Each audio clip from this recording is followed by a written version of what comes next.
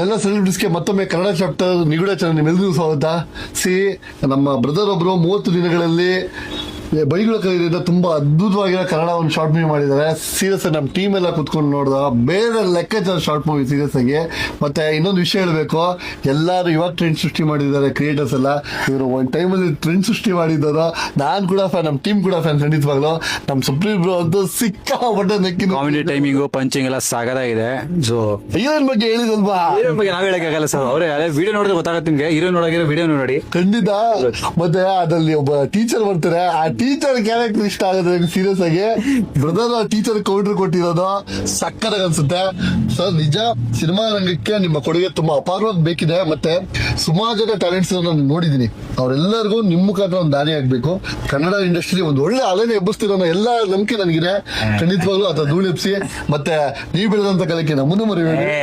ಖಂಡಿತವಾಗ್ಲು ಆಕ್ಚುಲಿ ನಾನು ಒಂದಷ್ಟು ಮಾತುಗಳಾಡ್ಬೇಕು. ಯಾಕೆಂದ್ರೆ ಈಗ ನಮ್ಮ ಮುರಳಿ ಸರ್ ನಮ್ಮ ಸುಪ್ರೀತ್ ಬ್ರದರ್ನ ಪರಿಚಯ ಮಾಡ್ಕೊಟ್ರು. ನಾನು ಏನೋ ನಾರ್ಮಲ್ ಆಗಿ ಮಾಡ್ತಾರೇನೋ ಅಂತ ಅನ್ಕೊಂಡ್ ಬಂದೆ. ಬಟ್ ಇವ್ರು ಇಲ್ಲಿ ಬಂದ ಮೇಲೆ ಗೊತ್ತಾಗಿದ್ದು ಎಷ್ಟು ವರ್ಕೋಹಾಲಿಕ್, ಎಂತ ಒಳ್ಳೊಳ್ಳೆ ಟೆಕ್ನಿಷಿಯನ್ಸ್ ಅಂತ.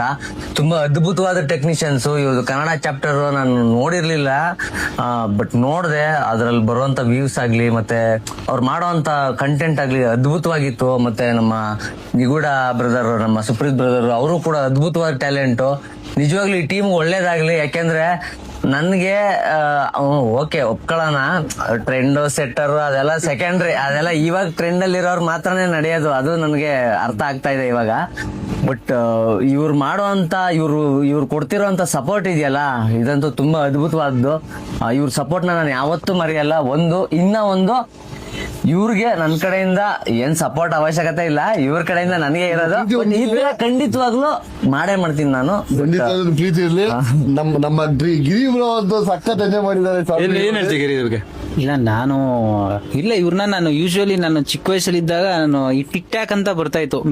ಚಿಕ್ಕ ವಯಸ್ಸು ಅಂದ್ಬಿಟ್ರೆ ನನಗೇನೋ ತುಂಬಾ ಜಾಸ್ತಿ ವಯಸ್ಸು. ಇಲ್ಲ ಅದು ಟಿಕ್ ಟಾಕ್ ಅಲ್ಲಿ ನೋಡ್ತಾ ಇದ್ದು. ಅವಾಗಿಂದಾನೇ ಇವರು ಫೇಮಸ್ ನಾನು ನೋಡ್ದಂಗೆ. ಹೌದು ಓಕೆ. ಈಗ ಬರ್ತಾ ಯೂಟ್ಯೂಬ್, ಈ ಇನ್ಸ್ಟಾಗ್ರಾಮ್ ಇದ್ರಲ್ಲೆಲ್ಲ ಫೇಮಸ್. ನಾ ಇಲ್ಲಿ ಬಂದಾಗ ಹೌದಲ್ಲ ಇವ್ರನ್ನ ಹೆಂಗ್ ನಾವು ಅವಾಗ ಬರೀ ಈ ಮೊಬೈಲ್ ಅಲ್ಲಿ ನೋಡ್ತಾ ಇದ್ದಿದ್ದು. ಇವಾಗ ನೋಡೋಣ ನಾವು ಲೈವ್ ಆಗಿ ನೋಡೋದು ಒಂಥರ ದೇವ್ರ ದರ್ಶನ ಮಾಡ್ದಂಗೆ ಆಯ್ತು. ಹಂಗೇನೆ ಈ ಶಾರ್ಟ್ ಮೂವಿನೂ ಕೂಡ ತುಂಬಾನೇ ಅದ್ಭುತ ಆಗೈತೆ. ನೋಡೋರು ಇನ್ನು ಒಂದ್ಸಲ ಇಲ್ಲ, 2 ಸಲ ಇಲ್ಲ, 3 ಸಲ ನೋಡ್ಲೇಬಹುದು.